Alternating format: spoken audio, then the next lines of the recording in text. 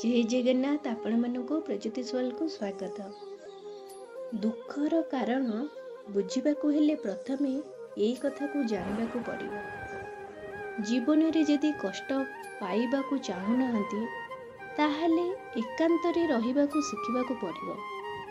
एकुटिया थरे रहिबा शिखिगले सेई मनीष बुझी जाए साथी हेई रहुथिबा मनीष एई दुनिया रे केही नाही। एकुटिया रहिबा, एकुटिया कांदिबा, एकुटिया कथा हवा, एकुटिया बंचिबा बेले बेले मनीष को बहुत किछि कथा शिखै दिए।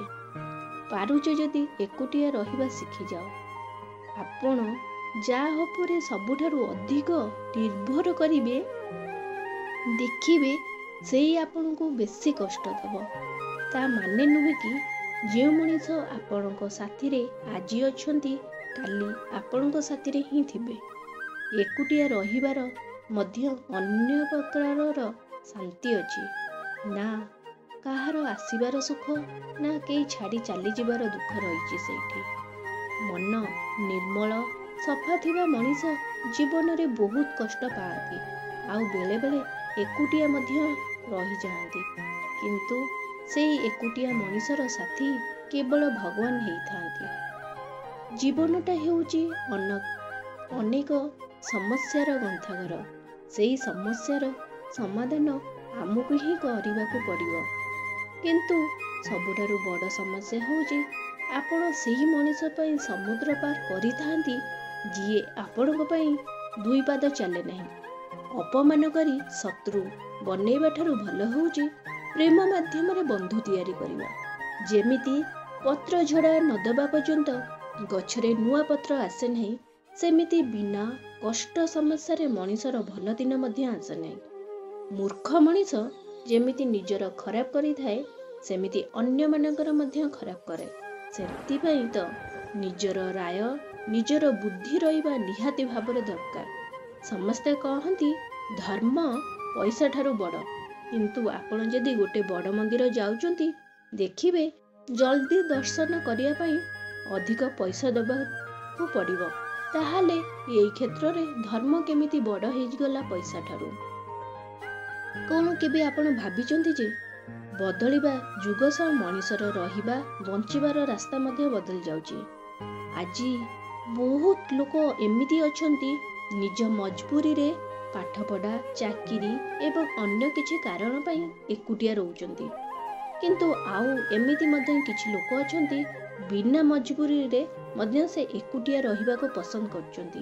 निज काम को एकुटिया शांति रे रहिबाको से माने पसंद करिथांती। एमिति लोक निज लक्ष्य स्थल रे जल्दी पहुंची जाइथांती।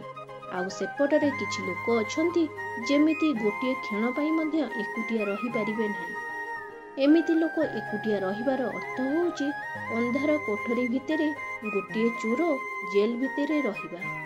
किंतु एकुटिया रहिबार माने नहीं नुहे कि निज बापा माँ परिवार वर्ग परिजन बंधु साथी ठारू दूरे रहिबा। एकुटिया रहिबार मजा अलगा।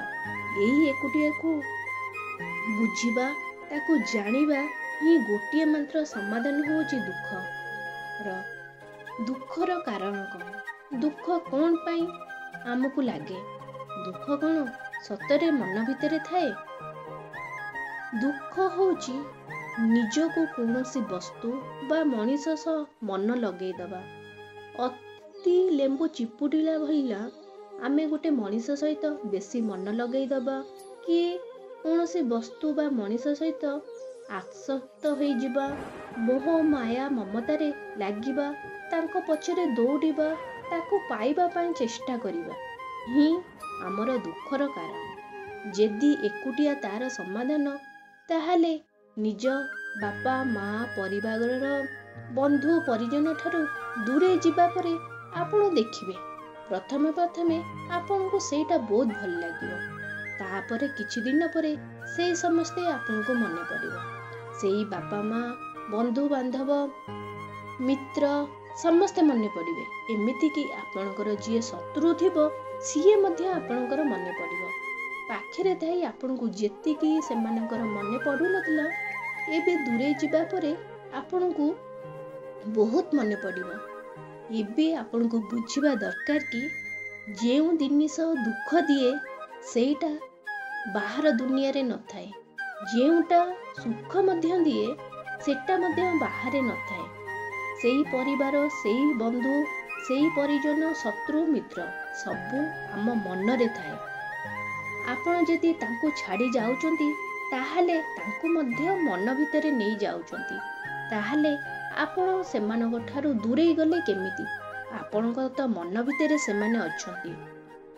ସେମାନେ ଯଦି ମନ ଭିତରେ ରହୁଛନ୍ତି ତ ଦୁଃଖ ତ ଆପଣଙ୍କ ମନ ଭିତରେ ହିଁ ରହିବ, ସେଟା ଆପଣଙ୍କ ଆଖପାଖରେ ରହିବ। କିନ୍ତୁ ଆପଣ ଯଦି ସେଇ ଦୁଃଖଟାରୁ ଆପଣ ଦୂରେଇ ଯିବେ ତାହେଲେ ଆପଣ ଦେଖିବେ ଆପଣଙ୍କ ଭାବିବାଟାରୁ ହିଁ ଆହୁରି ସେଟା ବେଶୀ ଦୁଃଖ ଦେବ, ଆପଣଙ୍କୁ ମନେ ପଡ଼ିବ। ତାହେଲେ ମଣିଷ କ'ଣ କରିବ? ମଣିଷ ପାଖରେ ରହିଲେ ବି ଦୁଃଖ, ଆଉ ନ ରହିଲେ ମଧ୍ୟ ଦୁଃଖ। ଦୁଃଖ କ'ଣ ସତରେ ଉଠେଇବା ପାଇଁ ମଣିଷ ଜନ୍ମ ମିଳିଛି? କିନ୍ତୁ ଏଇଟା ସତ୍ୟ, ସମସ୍ତେ ଦୁଃଖ ଉଠେଇବା ପାଇଁ ଜନ୍ମ ନିଅନ୍ତି। ଏଇଟା ବି ସତ୍ୟ, ସୁଖ ପରେ ଦୁଃଖ, ଦୁଃଖ ପରେ ସୁଖ ଆସିଥାଏ।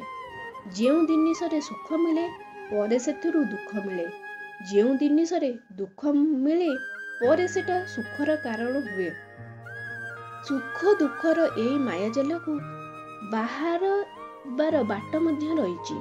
ଯଦି ଏଇ ଦୁନିଆରେ ରହିବାର ଅଛି ତାହେଲେ ଏମିତି ରୁହନ୍ତୁ ଯେମିତି ଆପଣ ଏଇ ଦୁନିଆରେ ଏକୁଟିଆ ଅଛନ୍ତି।